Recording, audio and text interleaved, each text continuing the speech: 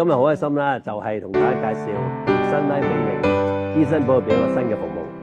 呢個服務咧，英文叫做 GBA Urgent Care， 中文咧就係大灣區醫療緊急服務。佢嘅最重要嘅好處咧，就係能夠係為咗移居或者喺大灣區工作嘅人，提供一個旅遊式嘅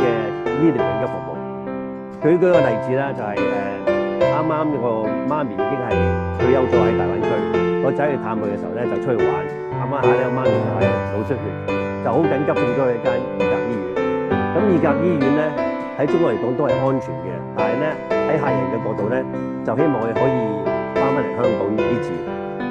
呢一個情況佢係腦出血，就唔係話係另一種嘅中風，咁所以係可以安排佢出嚟嘅。咁所以我哋要係首先要同二甲醫院攞到一個醫療報告，醫生嘅同意，然之後安排中國呢方面嘅救護車，再喺邊境入邊咧，再要轉一架香港救護車，咁仲要係安排香港嘅醫生同埋醫生接力，咁成件事情咧係複雜嘅，但我哋一日之內咧都安排得到。